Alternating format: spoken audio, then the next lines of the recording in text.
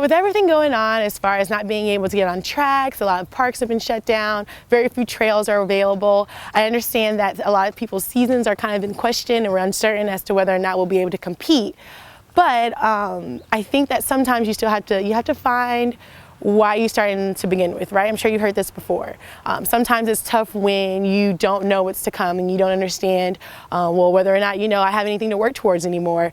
But I think that when we find ourselves in a rhythm, as we were before, the coronavirus first had its first outbreak, you kind of have to continue that. I think that's what helps us to kind of keep a good mindset. Before every run, we have what we call isolated stretching. I usually use a rope. You could use pretty much whatever you have available at your house, whether you have like a jump rope or even a belt or something, just long enough to be able to wrap around your foot and kind of bring maybe close to your knee or a little bit past that. We do that for about 10 or so minutes and just kind of allows everything to kind of get flowing. As you guys are probably very familiar with, it's very important to get your body warmed up prior to running. The first drill that I'll demonstrate is just a very simple bringing your knee up to your chest and kind of supporting that with both your hands on your shins.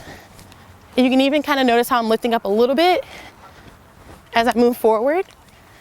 So that's something we kind of do to kind of prep the body, get the joints, muscles, and everything kind of activated.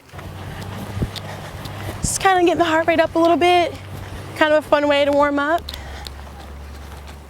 And then another one we do, everyone's familiar with karaoke, right?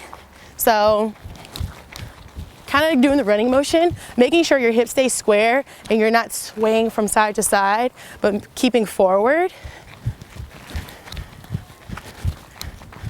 And then we'll do it back.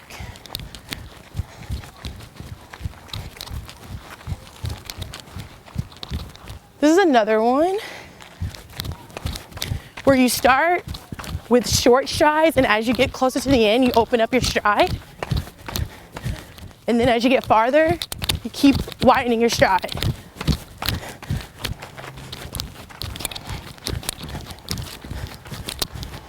And this is just backwards run.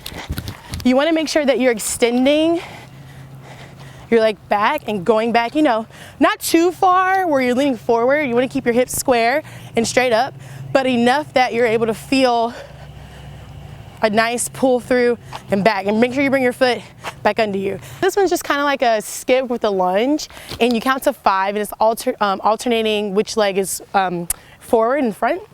And when you come down, you want to really use your arms to come down like so. So it's 1, 2, 3, 4, and on the 5th one, you're coming down. Again, 1, 2, 3, 4, 5. And as you can see, I'm alternating. 1, 2, 3, 4, 5. And one more time. 1, 2, 3, 4, 5. Okay.